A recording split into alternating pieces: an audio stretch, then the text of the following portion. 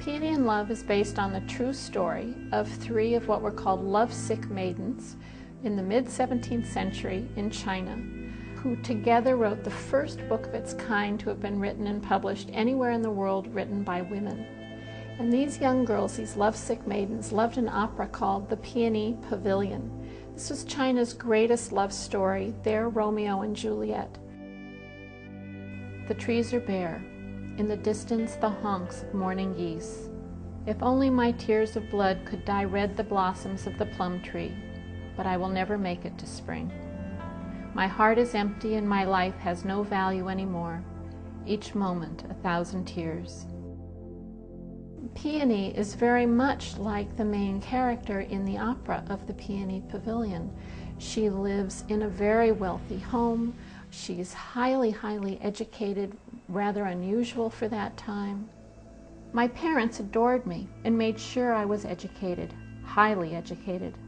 I lived a rarefied and precious existence in which I arranged flowers, looked pretty, and sang for my parents' entertainment. I was so privileged that even my maid had bound feet. Foot binding was the one thing that a mother could do for her daughter to possibly give her daughter a better chance at life. If she could give her daughter a pair of perfectly bound feet, then maybe her daughter would be able to marry into a better family and have a better life. When I came to the edge of our pond, I sank to my knees so I might see my reflection on the glassy surface. Love sickness had caused my face to grow thin and pale. My body looked less substantial, as if it could no longer bear the weight of my tunic. My gold bracelets hung loosely on my wrists. Even my jade hairpins seemed too heavy for the lightness of my frame.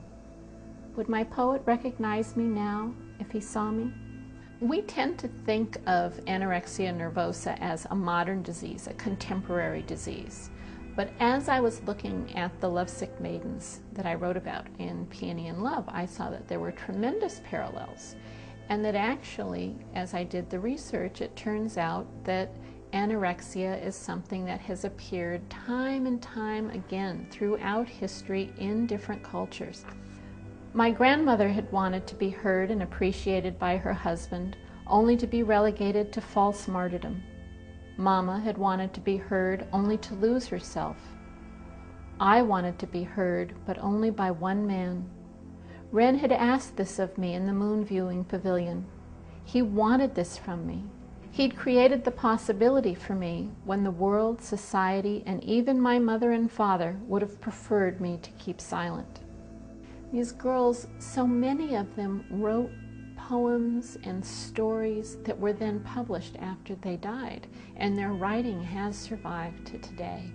And much of that writing and the lovesick maidens that you encounter in Peony in Love were all real girls who lived, who died, but whose writing has survived to today and was a real inspiration to me.